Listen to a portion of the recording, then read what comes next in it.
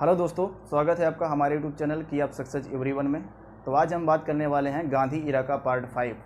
तो क्लास को स्टार्ट करते हैं एक मोटिवेशनल कोट को लेकर के। कोट ये है, कोट क्या है कि परों को खोल जमाना उड़ान देखता है, परों को खोल जमाना उड़ान देखता है, जमी पे बैठकर क्या आसमान देखता है, मिला है हुस्न तो इस हुस्न की हिफाजत कर, मिला है हुस्न तो इस हुस्न की हिफाजत कर, संभल के चल तुझे सारा जहान देखता है। तो दोस्तों, ये रहा आपका मोटिवेशनल कोट। अब हम बात करते हैं कि गांधी इरा का पार्ट 5 उसमें क्या है, उसको आपको बताने का प्रयास करते हैं।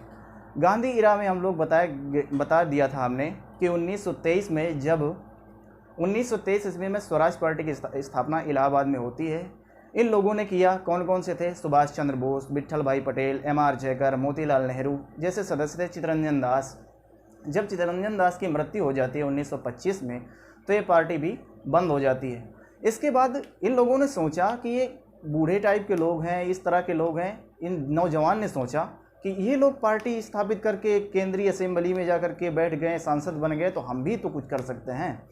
तो जो नौ युवक थे, जैसे सुभाष चंद्र बोस, अशफाक उल्ला खां, राम प्रसाद बिस्मिल, व्योमेश चंद्र बनर्जी, रोशन राजेंद्र लाहिड़ी, रोशन सिंह, ये जैसे लोगों ने क्या किया कि अपनी एक पार्टी बनाई जिसका नाम था HRA, हिंदुस्तान रिपब्लिकन एसोसिएशन। इन्होंने इसकी स्थापना 1924 ईस्वी में की, और ये कहाँ पर की? लखनऊ और कानपुर के बीच में एक जगह पड़ती है, उसका नाम है शुक्लागंज। शुक्लागंज में HRA की स्थापना करते हैं लोग 1924 ईस्वी में। कौन कौन से लोग? सुभाष चंद्र बोस, चंद्रशेखर आज़ाद, राम प्रसाद बिस्मिल, व्योमेश चंद्र बनर्जी, रोशन सिंह, राजेंद्र लाहिड़ी जैसे सदस्यों ने क्या किया? HRA की स्थापना की। इन्होंने एक प्लान बनाया, क्योंकि अब भाई कोई भी कमेटी का गठन करेंगे, कुछ भी बनाएंगे, तो इन्हें क्या चाहिए? पैसा। तो ये क्या था, सारे अंग्रेज यहाँ का माल लेकर के जा रहे थे। एक घटना घटित होती है यहीं पर कि काकोरी जगह पड़ती है लखनऊ के आगे, लखनऊ के पास एक काकोरी जगह पड़ती है। तो 9 अगस्त 1925 ईस्वी को इन्होंने क्या किया? उस ट्रेन को लूटा। 9 अगस्त 1925 को इन लोगों ने उस ट्रेन को लूटा। उसमें माल खजाना, ये सारा भारतीय माल खजाना अंग्रेज लेकर के जा रहे थे, तो इन्होंने इसको लूटा। ठीक है, जब इन्होंने इस ट्रेन को लूटा तो क्या हुआ कि इसमें जो ट्रेन में थे तो काफ़ी तो भारतीय थे, मतलब भारतीय सैनिक थे, सारे अंग्रेज सैनिक नहीं थे। यहाँ से जितने भी भारतीय थे तो उनको अंग्रेजों ने सैनिक के रूप में रखा हुआ था। वो क्या कर रहे थे, जब मार रहे थे इन लोगों को, तो ये समझाते थे, पहले जो HRA के लोग थे तो उनको समझाते थे कि तुम ऐसा गलत ना करो, ये भारतीय पैसा है, इसे जाने मत दो, इसे हमें ले जाओ। तो क्या हुआ कि वो मार के ये अपना पैसा ले जा रहे। तो कई बक्से, जैसे चंद्रशेखर आज़ाद, राम प्रसाद बिस्मिल जैसे बक्से, मतलब बहुत तगड़े तगड़े बक्से थे, लोग करके लेकर आए। इसी बीच में भागने में राम प्रसाद बिस्मिल का, ये साल ओढ़ते थे, राम प्रसाद बिस्मिल का साल छूट गया था। जब साल छूट गया तो उससे पता चलता है इनको, किनको? अंग्रेज़ों को। जब पता चला कि ये कौन कौन से लोग थे, तो इससे पता चला कि ये जो साल छूटा है ये किसका है, कौन ओढ़ता है साल। पता चला कि उसमें लिखा था एक कोने में कानपुर। तो राम प्रसाद बिस्मिल, उससे पता चला कि ये राम प्रसाद बिस्मिल का है। कैसे पता चला? कि अब ये धोबिन पुलिया है जो कानपुर की नवस्था में, धोबिन पुलिया के पास एक धोबी से वो लोग कपड़े धुलवाते थे, राम प्रसाद बिस्मिल। तो जब पता चला कि ये धोबी के पास जाओ, उससे पता चलेगा। जब धोबी के पास आए तो उसको कई बार धोया, पहले नहीं बता रहा था, जब 2-4 बार धोया कायदे से, जब धोया तो उसने फिर बता दिया कि किसका साल है। उन्होंने बताया राम प्रसाद बिस्मिल। तो इसने 29 लोगों को बताया था। तो 29 लोगों में से क्या बताया कि इन लोगों ने क्या किया, इसमें शामिल थे। इसके माध्यम से 29 लोगों को पता चला। अब ये क्या होता है, तो अब हम आगे करके हम रिटेन में देते हैं, आपको बताते हैं कि क्या था HRA की स्थापना कैसे होती है और कहाँ पे होती है। ठीक है,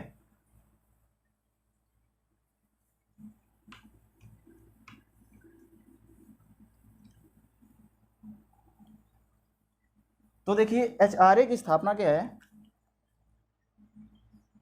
HRA, इसका फुल फॉर्म है हिंदुस्तान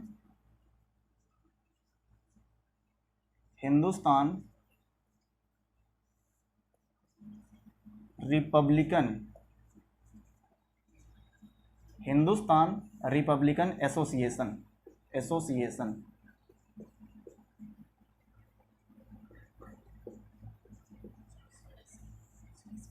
हिंदुस्तान रिपब्लिकन एसोसिएशन की स्थापना ये कब होती है? तो 1924 ईस्वी को करते हैं लोग स्थापना, ठीक है। स्थापना 1924 ईस्वी को। सदस्य कौन कौन से थे इसमें? सदस्य किन किन लोगों ने मिलकर किया हुआ था? तो चंद्रशेखर आजाद,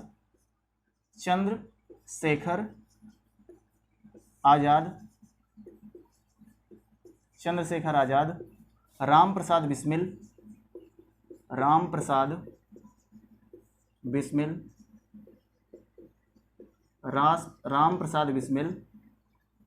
अशफाक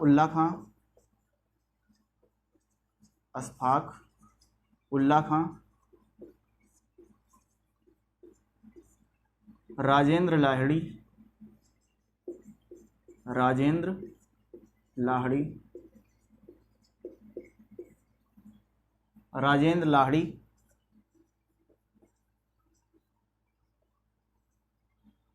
व्योमेश चंद्र बनर्जी, रोशन सिंह,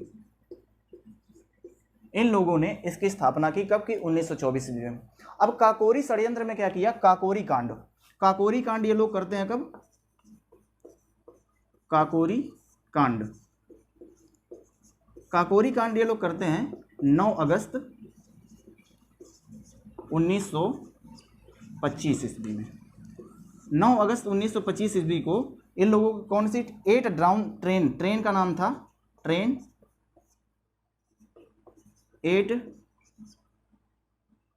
डाउन्स ट्रेन को लूटा इन्होंने,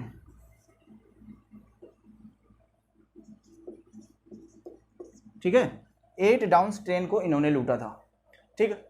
अब ये लोग क्या करते हैं कि हमने बताया कि इनको कैसे पकड़ा जाता है कि राम प्रसाद बिस्मिल का साल फंस गया था, तो इन्होंने क्या किया था, वो एक धोबी के माध्यम से पता चला कि इनका साल है, तो इसको कई बार धोया, मारा पीटा, तो उसने बताया कि इन लोगों का साल है, तो इन क्या पकड़ा, मतलब इन लोगों को 29 लोगों को पकड़ा गया था, ठीक है।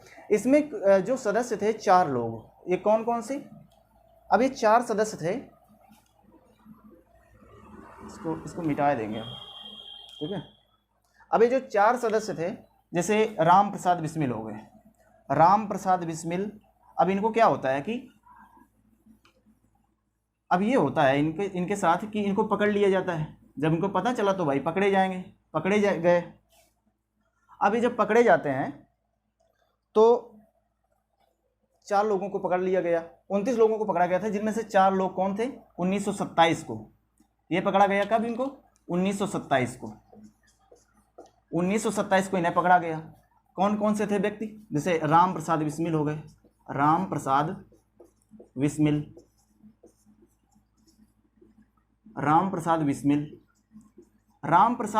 को कहाँ पे रखा गया?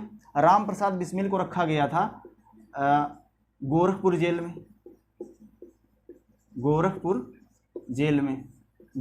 में इनको डाला गया राम प्रसाद बिस्मिल को। फिर अशफाक उल्ला खां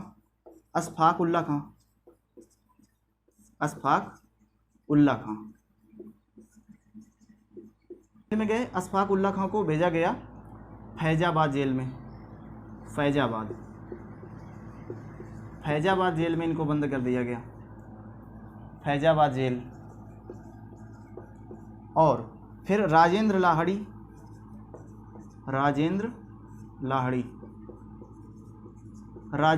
को डाला गया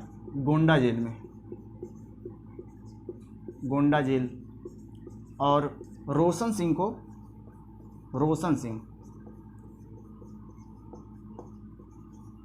सिंह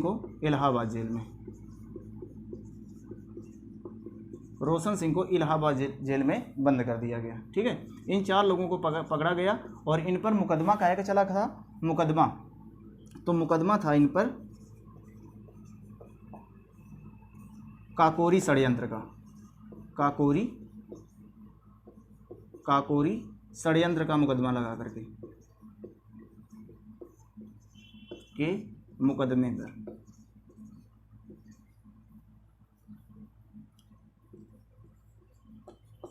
मुकदमा क्या था? काकोरी षड्यंत्र के मुकदमे पर इनको अंदर कर दिया गया था और इनके बाद इनके बावजूद जो व्यक्ति थे उनको अंडमान की सेलुलर जेल में उनको बंद कर दिया गया था। ठीक है, तो ये क्या था? ये था काकोरी कांड। काकोरी कांड में किन किन व्यक्तियों को कर दिया गया था अंदर?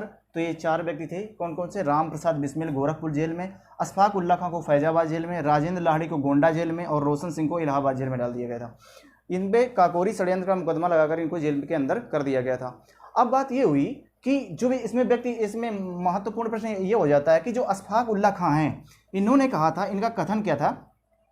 इन्होंने जब इनको फांसी हुई थी और जब मतलब इनकी जब फांसी हो गई थी, इनको जेल में डालने के बाद इनको फांसी दे दी गई थी। जब फांसी दे दी गई थी तो इन्होंने क्या कहा था? इन्होंने कहा था, इनका कथन ये था कि अगर मैं और जीवित रहता तो धरती माँ के कर्ज को, धरती माँ के दूध का कर्ज को अदा कर देता। ठीक है, इनका ये कथन था कि अगर मैं और जीवित रहता तो धरती माँ के दूध के कर्ज को अदा कर देता। ठीक है, ये प्रश्न आता है तो ये आपको बता देना है। ठीक है, ये याद रखना है। अब क्या हुआ कि इधर जब ये HSRA की स्थापना हुई, इसके बाद काकोरी षड्यंत्र हो गया। इसके बाद हम बात करते हैं कि ये तो 24 की बात थी। अब इसके बाद होता है क्या? 1928 ईस्वी में HRA की स्थापना हो जाती है। अब HRA की स्थापना कैसे होती है? इसमें सुभाष, जो चंद्रशेखर आज़ाद थे, चंद्रशेखर आज़ाद कभी भी अंग्रेजों की पकड़ में नहीं आए। इन्होंने क्या किया? ये वहाँ से भाग निकले। अब ये पहुँचे कहाँ पर? दिल्ली पर गए तो वहाँ से मिले जैसे भगत। तो अशफाक उल्ला खां का इसमें क्या कथन था? अशफाक उल्ला खां ने कहा था कि धरती माँ के दूध के कर्ज को उतार देता, दूध के कर्ज को उतार देता यदि और जीवित रहता,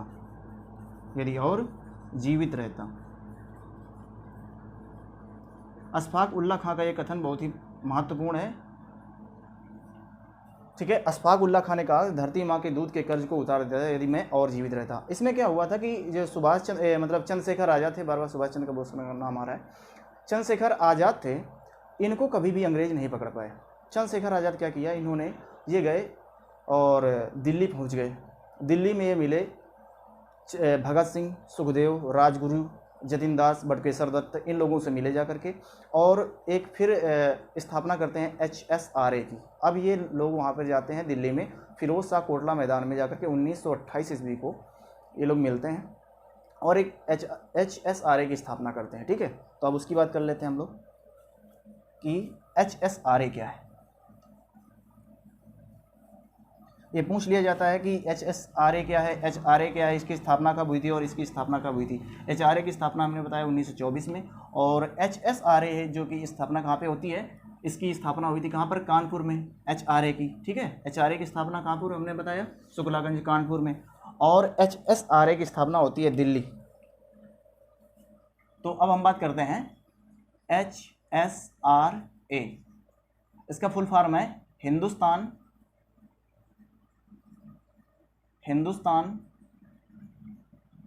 सोशलिस्ट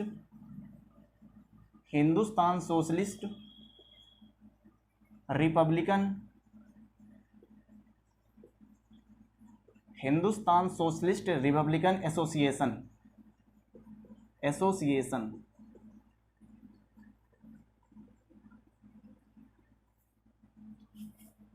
ठीक है, हिंदुस्तान सोशलिस्ट रिपब्लिकन एसोसिएशन। स्थापना इसकी कब होती है? स्थापना पूछ लिया जाता है कब होती है, तो 1928 ईस्वी में।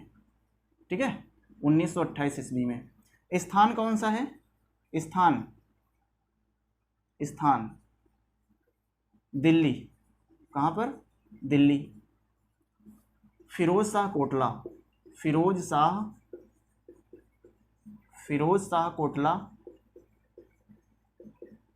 मैदान। फिरोज शाह कोटला मैदान में। ठीक है, स्थापना हो जाती है इसकी। स्थापना 1928 ईस्वी में। ठीक, अब इसके बाद क्या होता है कि ये सुभाष चंद्र बोस किससे किससे मिलते हैं जाकर के, वो चंद्रशेखर आजाद मिलते हैं जाकर के। अब इसकी स्थापना किसने की, तो चंद्रशेखर आजाद,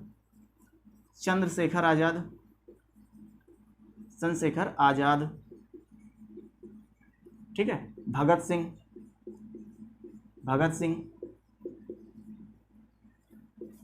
राजगुरु,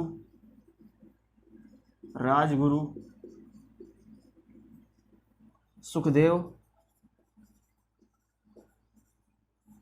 भगत सिंह, राजगुरु, सुखदेव, जतिन दास,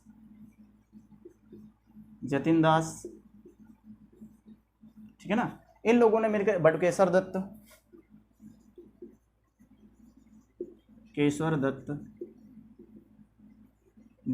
दत्त ने जाकर के इनकी स्थापना करी जाकर, ठीक है।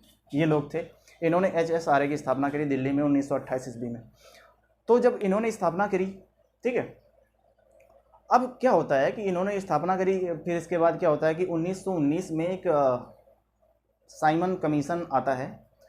क्या होता है कि 1919 ईस्वी में साइमन कमीशन आता नहीं है, उसमें बात हुई थी कि 1919 ईस्वी में, ये 1919 ईस्वी के एक्ट के तहत ये बात हुई थी कि प्रत्येक 10 वर्ष बाद भारत की जांच करने के लिए कमीशन भेजा जाएगा। ये बात हुई थी 1919 ईस्वी में कि 1919 ईस्वी के एक्ट से 1919 का भारत शासन अधिनियम में ये बताया गया था कि भारत की जांच करने के लिए, या कि भारत की जांच करने के लिए प्रत्येक 10 वर्ष बाद एक कमीशन भेजा जाएगा।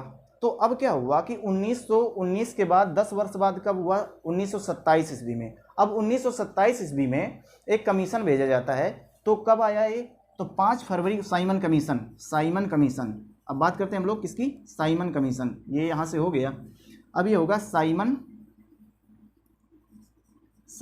कमीशन।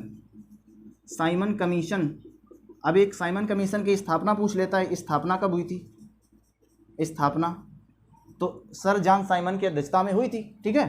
तो स्थापना कब हुई, 1919 एक्ट के तहत, ठीक है। और स्थापना किसने की, स्थापना ये हुई, ठीक है। और किसने की, तो सर जॉन साइमन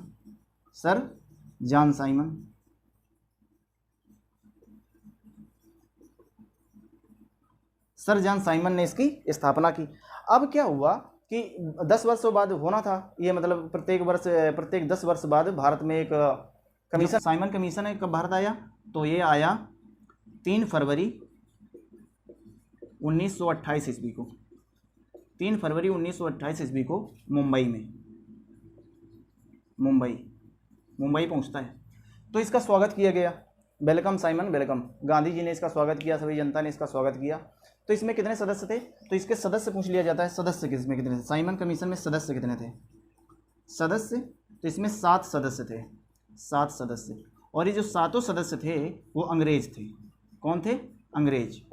ये जो सभी सदस्य थे, 7 सदस्य सभी अंग्रेज थे। इसका स्वागत किया बम्बई में जब पहुंचा, गांधी जी ने इसका स्वागत किया, कहा बोले कि कम साइमन कम, स्वागत है, वेलकम साइमन वेलकम। तो इनका स्वागत किया गया। अब क्या बात हुआ, स्वागत सम्मान के बाद इनकी बात हुई कि अब ऐसा करिए कि गांधी जी ने कहा कि आपके कमीशन में सभी अंग्रेज हैं, तो ऐसा करिए कि हमारे लोगों को भी रख लीजिए। तो इन 7 ने क्या किया, ना कर दिया। इन्होंने कहा कि हम तो भारतीयों को नहीं रखेंगे, और ये जो है कि कमीशन सभी अंग्रेज ही चलाएंगे। अब क्या होता है कि जब इन्होंने मना कर दिया तो इसका विरोध हुआ, साइमन कमीशन का विरोध हुआ। बोले कि go back Simon go back. तो इसका स्वागत किया, मतलब पहले स्वागत किया, फिर इसके बाद जब ना कर दिया तो इसका विरोध हुआ। जब विरोध हुआ और गांधी जी ने कहा इसका मतलब जब सारे अंग्रेज हैं तो व्हाइट कमीशन कर लो आप लोग, सारे जब अंग्रेजी हैं तो इसका व्हाइट कमीशन लो, तो व्हाइट कमीशन करके पुकारा। अब इसका विरोध हुआ। अब इसका विरोध कहाँ पर हुआ है वो आप लोग देख लीजिए कि इसका विरोध किसने किसने किया और कहाँ कहाँ पर किया, इससे प्रश्न पूछ लिया जाता है। तो अब देखिए, जब इसका विरोध हुआ तो इसका जो विरोध किया साइमन कमीशन का विरोध, अब विरोध देखिए कौन कौन कर रहा है कि अब इसका मुंबई में किसने किया, मुंबई में किया, मुंबई में किया इसका विरोध गांधी जी ने, ठीक है ना, गांधी जी ने किया। अब ये मुंबई से अब कहाँ आया, अभी जब लखनऊ पहुंचा, लखनऊ तो लखनऊ में किया खली कुज्जमा ने, लखनऊ में इसका विरोध किया खली कुज्जमा में, खलीकुज्जमा नाम के व्यक्ति ने, ठीक है। और जनता ने भी प्रोटेस्ट कर रहे थे भाई। अब देखिए, मुंबई में किया गांधी जी ने, लखनऊ में किया खलीकुज्जमा ने, ठीक है। और लाहौर में कौन कर रहे थे? लाहौर में कर रहे थे लाला लाजपत राय ने किया, ठीक है ना। तो इन लोगों ने इसका विरोध कर रहे थे, ठीक है। अब इसका मतलब इनका तो ये विरोध कर रहे थे, अब इनका सहयोग कौन कर रहा था? इससे महत्वपूर्ण प्रश्न बन जाता है कि इसका सहयोग, साइमन कमीशन का जो सहयोग करने वाले व्यक्ति थे या पार्टियां थी, वो कौन से थे। तो इसको मिटाते हैं, इसके बाद बताते हैं कि इसका मतलब सहयोग कौन कर रहे थे। साइमन कमीशन का सहयोग,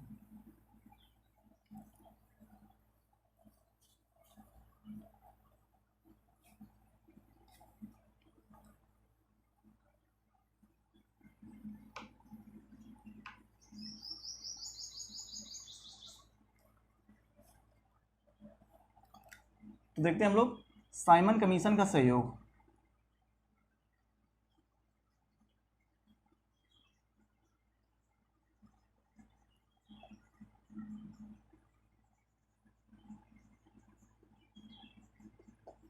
तो साइमन कमीशन का सहयोग कौन कर रहा था? तो ये कर रहे थे मुस्लिम लीग का सफ़ी गुट, मुस्लिम लीग का सफ़ी गुट, मुस्लिम लीग का सफ़ी गुट, ठीक है। और पंजाब की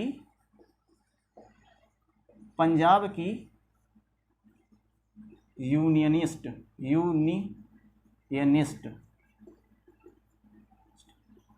पार्टी, ठीक है। पंजाब की यूनियनिस्ट पार्टी और मद्रास की कम्युनिस्ट पार्टी,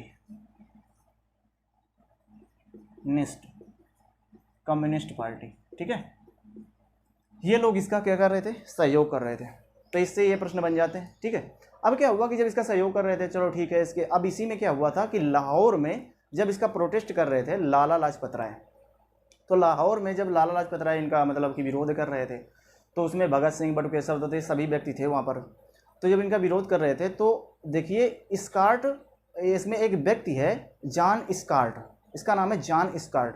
तो जॉन स्कार्ट के कहने पर, जॉन स्कार्ट के आदेश देने पर जेपी सैंडर्स ने लाठियां चार्ज करवा दी। लाहौर में क्या हुआ कि जॉन स्कार्ट एक अंग्रेज था, अंग्रेज ऑफिसर, उसने क्या कहा, आर्डर दिया जेपी सैंडर्स को कि अब करो, ऐसा करो कि लाठियां चार्ज करवा। तो लाठियां चार्ज करवा दी जेपी सैंडर्स ने। जब जेपी सैंडर्स ने लाठियां चार्ज करवा दी, तो लाला लाजपत राय के कई लाठियां सर पे पड़ गई। जब लाला लाजपत राय के कई लाठियां सर पर पड़ गई, तो इनकी हालत हो गई गंभीर, ठीक। कि ये बात है 30 अक्टूबर 1928 ईस्वी की, जब 30 अक्टूबर 1928 ईस्वी को लाला लाजपत राय लाठियों की चार से हो गए घायल। जब घायल हो गए, तो इनको, उनकी जो है कि बहुत ज़्यादा घायल हो गए, और फिर 17 नवंबर 1928 ईस्वी को इनकी मृत्यु हो जाती है, ठीक है। अब इनकी मृत्यु हो गई 17 नवंबर 1928 ईस्वी को, ठीक है। अब क्या हुआ कि जब लाला जी के अंतिम शब्द, ये भी प्रश्न पूछ लिया, लाला जी के अंतिम शब्द क्या थे, लाला लाजपत राय के अंतिम शब्द। तो देखिए हम बात करते हैं लाला लाजपत राय की मृत्यु। लाला जी की मृत्यु कब हुई? तो 17 नवंबर 1928, ठीक है। 17 नवंबर 1928 की इनकी मृत्यु हो जाती है। अब क्या हुआ कि इनके अंतिम शब्द क्या थे? अंतिम शब्द क्या थे? इनके अंतिम शब्द ये थे कि मेरे सर पर पड़ी एक लाठी का हिसाब होगा, एक लाठी का हिसाब होगा, जो अंग्रेजों के सर पर कील बनकर चुभेगा,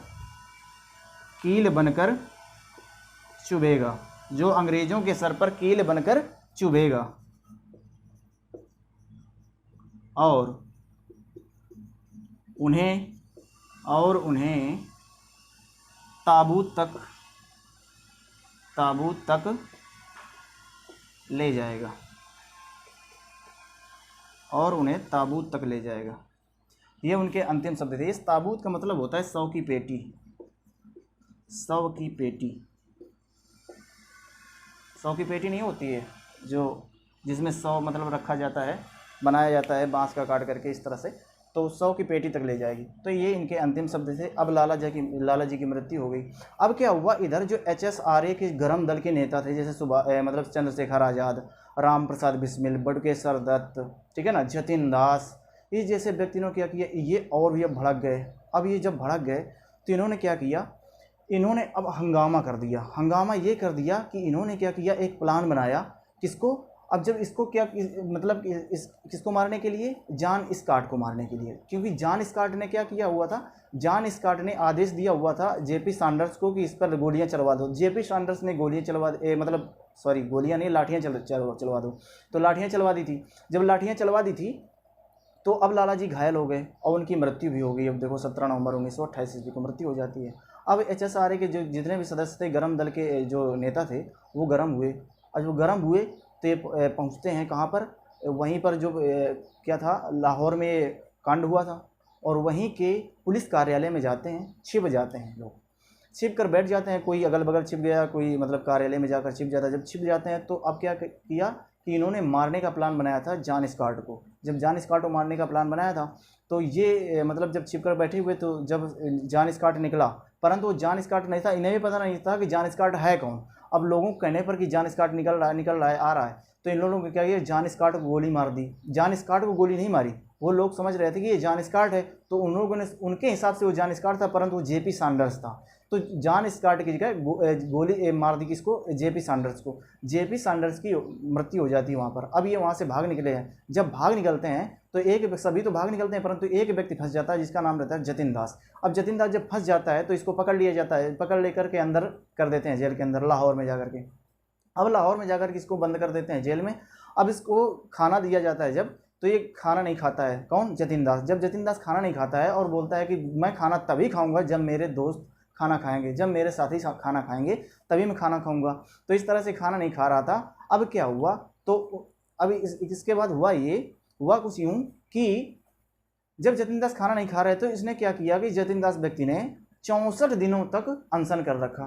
64 दिनों तक इसने खाना नहीं खाया, और 64 दिनों के लंबे अंतराल के बाद इसकी मृत्यु हो जाती है। जब मृत्यु हो जाती है, अब जेल में और भी हंगामा, जितने क्रांतिकारी थे और भी हंगामा उठा दिए। अब इतने में ही क्या हो रहा था, इधर लाहौर में इतने में क्या हो रहा था कि लाहौर में जाकर के 2 व्यक्ति छिप गए थे, जो कौन, भगत सिंह और बटुकेश्वर दत्त। भगत सिंह, सुखदेव और बटुकेश्वर दत्त तो कहाँ पर थे, ये लाहौर में जाकर के छिपे हुए बैठे थे। भाई सभी को पकड़ लिया, मतलब ये जब जतिन दास को पकड़ लिया गया था, तो अब ये सभी जो क्रांतिकारी हैं कहीं ना कहीं जाकर के छिप गए। और जब छिप गए तो इनको भी भाई, इनको पता चला अब कि लाहौर में, इनको पता चला भगत सिंह और बटुकेश्वर दत्त को कि एक लाहौर में एक बिल पास हो रहा, लाहौर की असेंबली में एक बिल पास हो रहा था जिसका नाम था पब्लिक सेफ्टी बिल और ट्रेड डिस्प्यूट बिल। ये बिल कौन थे 2 बिल पास हो रहे थे, पब्लिक सेफ्टी बिल और ट्रेड डिस्प्यूट बिल। ये कहाँ पास हो रहे थे, लाहौर की असेंबली में, लाहौर की असेंबली में। लाहौर की असेंबली में ये दोनों बिल पास हो रहे थे। तो इनको लगा, भगत सिंह को और बटुकेश्वर दत्त को लगा कि अब क्या होगा कि हम भारतीयों से क्या किया जाएगा, अब ज़्यादा ये टैक्स वसूल करेंगे। जब ज़्यादा टैक्स वसूल करेंगे तो इन्होंने सोचा ऐसा करते हैं, हम असेंबली में बम ब्लास्ट कर देते हैं, बम ही डाल देते हैं, ना रहेगी बांस ना रहेगी बांसुरी।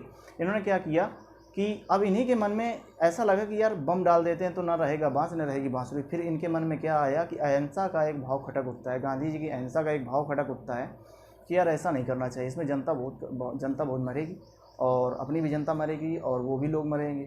तो इसमें ऐसा करते हैं कि बम नहीं डालते हैं, बम हम खाली असेंबली में डालेंगे, सिर्फ खाली असेंबली में, जिसमें जब कोई व्यक्ति नहीं होगा। इन्होंने क्या किया कि बम को डाल दिया खाली असेंबली में, जो बम डाल देते हैं, और जब बम डाल देते हैं फिर इनको पकड़ लिया जाता है भाई। जब पकड़ लिया जाता है तो अब इनको ले जाया जाता है न्यायाधीश के पास। न्यायाधीश रहता है उतने समय जेसी हिल्टन। तो न्यायाधीश कौन है? न्यायाधीश जेसी हिल्टन, मतलब जीसी हिल्टन। जीसी हिल्टन ने भगत सिंह, सुखदेव, राजगुरु, भगत सिंह, सुखदेव और राजगुरु को जेपी सैंडर्स की हत्या के आरोप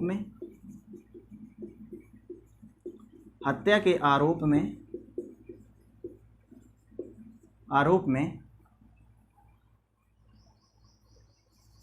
30 मार्च 1931 को लाहौर जेल में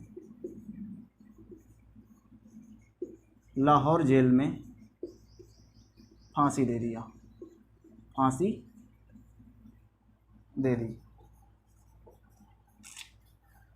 क्या हुआ था, जब ये बम ब्लास्ट कर दिया तो जेसी हिल्टन के पास ले जाया गया। भगत सिंह से पूछा गया आपने बम क्यों डाला? तो भगत सिंह ने कहा ये अंग्रेज बहरे हैं और बहरों के कानों तक आवाज़ पहुंचाने के लिए शोरगुल की ज़्यादा आवश्यकता होती है, मतलब ज़्यादा शोरगुल की आवश्यकता होती है। तो अब क्या किया इस जेसी हिल्टन ने, क्या किया, जेपी सैंडर्स की हत्या के आरोप में इनको बंद कर देता है और 30 मार्च 1931 को फांसी दे दी जाती है इनको। अब देखो फांसी इनको एक दिन बाद होनी थी, ठीक है ना, परंतु इसने क्या कर दिया, एक दिन पहले दिलवा दिया था फांसी, ठीक है। तो क्या हुआ, अब देखिए बात यहाँ से क्या होती है कि इस दिन को क्या कहा जाता है, इस दिन को शहीद दिवस के रूप में मनाते हैं। 31 मार्च को शहीद दिवस, तो इस दिन को शहीद दिवस, यहाँ से एक प्रश्न ये भी बन जाता है कि शहीद दिवस कब मनाया जाता है? 30 मार्च 1931 के दिन इनको जब फांसी दी गई थी, तो इसलिए इनको शहीद दिवस के रूप में मनाया जाता है। अब क्या हुआ, इनको फांसी दे दी जाती है। अब देखिए क्या होता है, हमने क्या बताया कि इतने मतलब क्या हुआ कि जब इनको फांसी दे दी जाती है इन व्यक्ति को, अब इसी में क्या होता है, देखिए यहाँ से महत्वपूर्ण प्रश्न बनने वाला ये होता है कि अब ये इंकलाब जिंदाबाद और भगत सिंह, इसका अर्थ एक है। सुभाष चंद्र बोस ने कहा इंकलाब जिंदाबाद और भगत सिंह का अर्थ एक ही है कि क्रांति अमर रहेगी। भगत सिंह अमर है, क्रांति अमर है, भगत सिंह अमर है। देखिए यहाँ पर जो आया इसमें एक शब्द मतलब नारा, तो उस नारे को हम बता देते हैं कि इंकलाब जिंदाबाद किसने कहा, ठीक है ना, किसने लिखा, किसने सर्वप्रथम प्रयोग किया, तो ये प्रश्न पूछे जाते हैं। तो यहाँ से महत्वपूर्ण प्रश्न है, तो उसको हम बताते हैं, ठीक है। चलिए, तो अब बात यह है कि इंकलाब जिंदाबाद, इंकलाब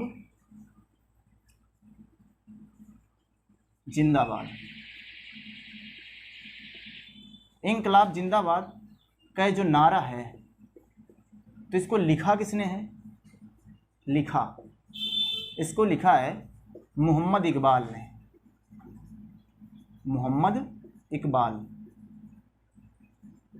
मोहम्मद इकबाल जी ने लिखा, ठीक है। और इसका सर्वप्रथम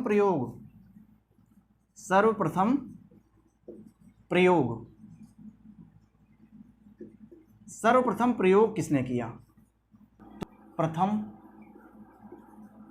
तार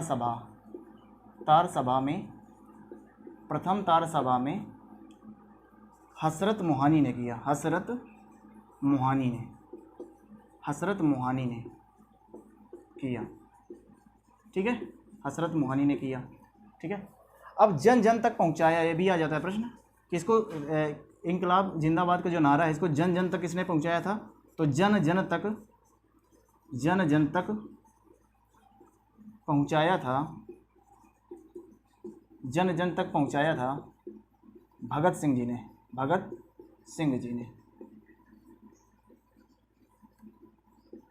सरदार भगत सिंह जी ने पहुंचाया था इसको, ठीक है। अब देखिए भगत सिंह जी के शब्द क्या हैं। भगत सिंह के शब्द, इन्होंने क्या लिखा है, इनके शब्द क्या थे। इन्होंने कहा था कि क्रांति अमर रहेगी। लास्ट इनके अंतिम शब्द क्या थे, क्रांति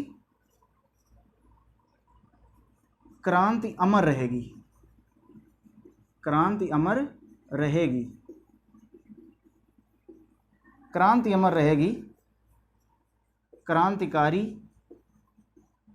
क्रांतिकारी मारा जाता है, क्रांति अमर रहेगी, क्रांतिकारी मारा जाता है। मैं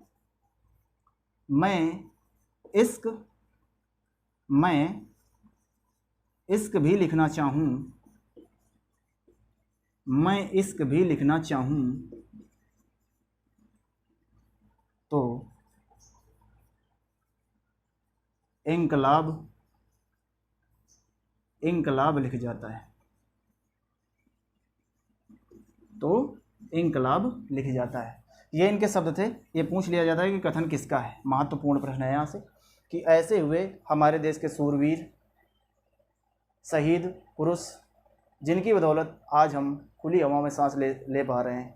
सलूट है ऐसे हमारे शहीदों का, और ऐसे ही जाने कितने गुमनाम शहीदों का, जिनकी वजह से आज हम कुछ इस तरह से बोल पा रहे हैं और इस तरह से आप लोगों से रूबरू हो पा रहे हैं, ठीक है।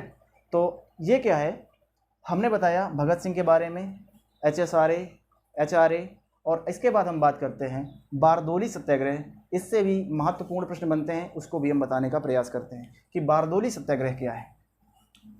देखिए हुआ कुछ यूँ था कि बारदोली जो जगह पड़ती है वो गुजरात में पड़ती है, ठीक है। बारदोली कहाँ पर है, गुजरात। तो गुजरात में क्या हो रहा था कि वहाँ के जमींदार थे, वहाँ के आदिवासी लोगों से टैक्स वसूल कर रहे थे, ठीक है। बारदोली सत्याग्रह, बारदोली सत्याग्रह बारदोली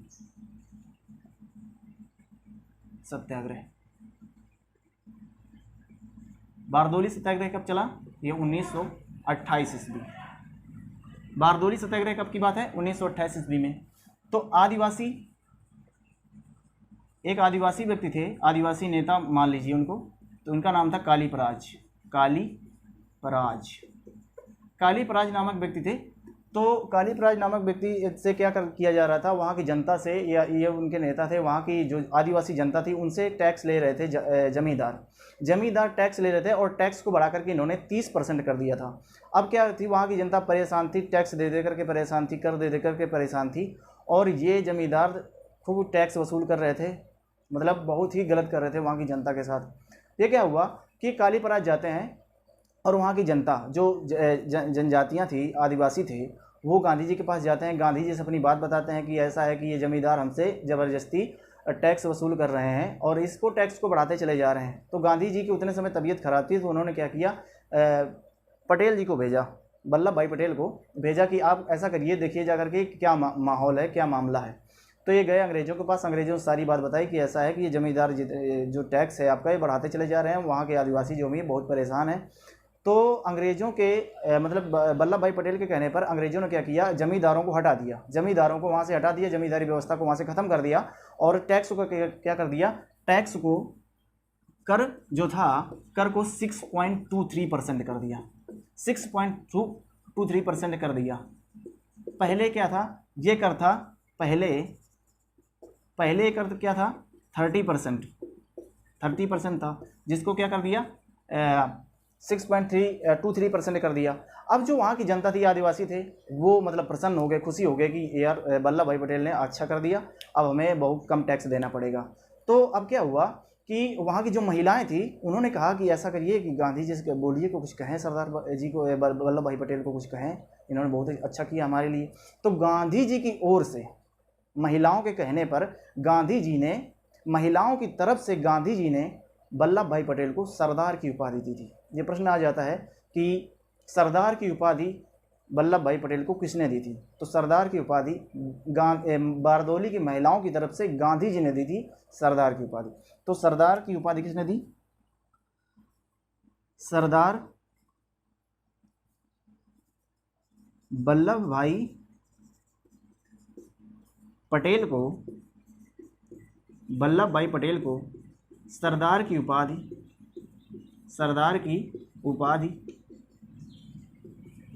उपाधि बारदोली की महिलाओं की तरफ से